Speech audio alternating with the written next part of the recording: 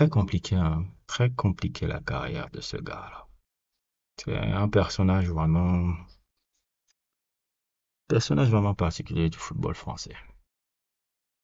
Que je dirais même peut-être même un peu, je suis pas loin de dire parfois même un talent gâché, parce que je pense que sa carrière aurait pu être beaucoup plus haute. Non, il a une belle carrière, hein, mais elle aurait été beaucoup plus haute si elle avait été mieux gérée, parce que Tata Vero là, Tata Vero a un peu fait beaucoup de mal dans la carrière de le gars que vous voyez apparaître sur notre écran là. C'est un personnage très antipathique un peu par rapport à tous les dramas qu'il a apportés là où il est passé.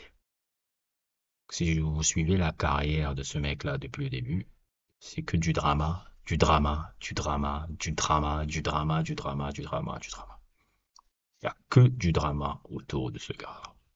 Même pas quand il avait déjà 20 ans, 21 ans au PSG, et qu'il avait des trucs déjà de démoulement de salaire et tout. Vous vous rappelez quand on l'avait mis en CFA, si vous vous rappelez, il a fallu encore que sa mère fasse je ne sais quoi et tout, et tout, et tout.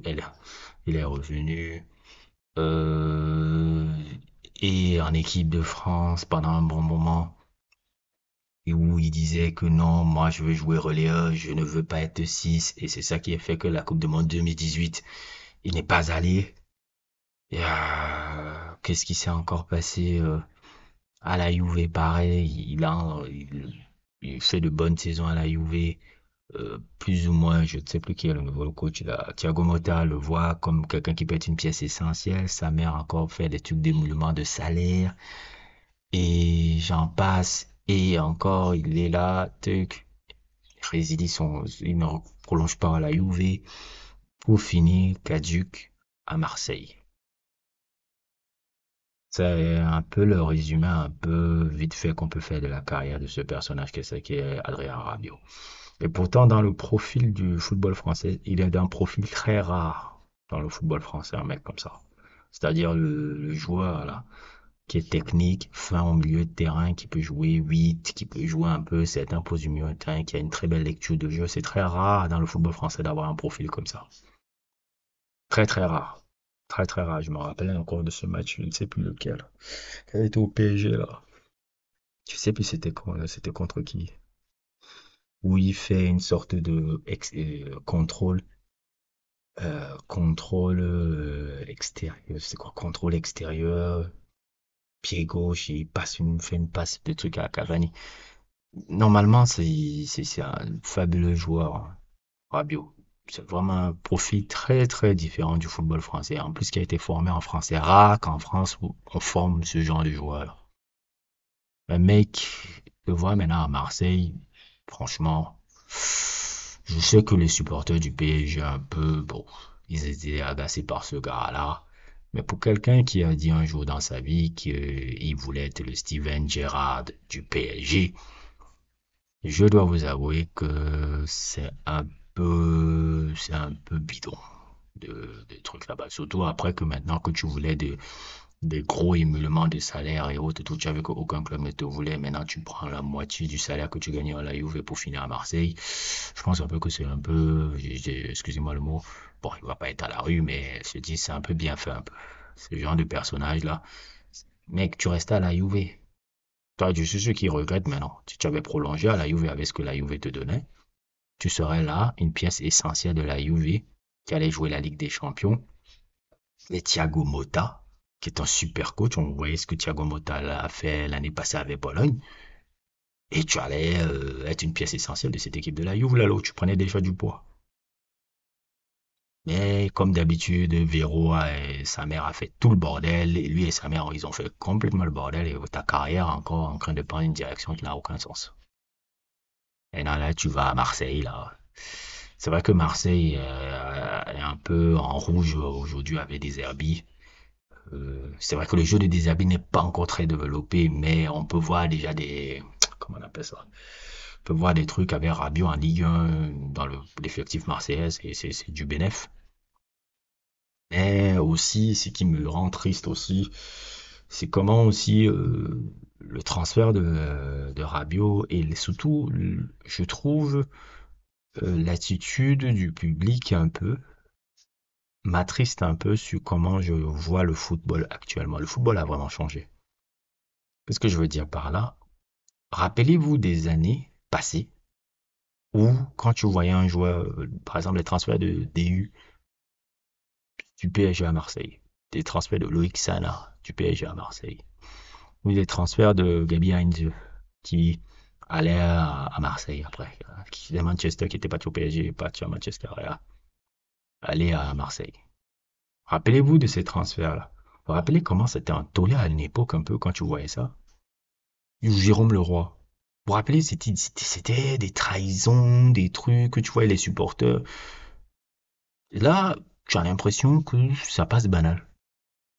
C'est-à-dire que, bon, ok, il est parti à Marseille. Bon, c'est-à-dire qu'il n'y a plus ce côté que tu pouvais voir un peu de foot ou bien quand je dirais c'était parti de Bordeaux à Marseille. Je sais pas comment l'expliquer. Vous vous rappelez un peu les traumatismes que ça créait, un peu ce genre de truc. Maintenant, dans le football moderne, j'ai l'impression que ça ne vaut plus rien, en fait. Ça ne vaut plus rien. Les nouvelles générations consomment le foot d'une autre manière que la nôtre. Tout est tellement artificiel et c'est parce que, et ça revient un peu à ce que je disais, il n'y a plus d'identité club. Il y a d'identité autour des individus. C'est tellement individualiste que les fans de foot actuellement ne suivent plus des équipes. Les fans de foot suivent des joueurs spécifiquement. Ce qui fait que si un joueur part dans leur club, dans un autre club, c'est parfait pour eux, ils s'en fichent. Alors que quand tu regardes un peu avant, tu t'identifiais au club. Rabiot par au Marseille, tu vois, ça ne fait même pas.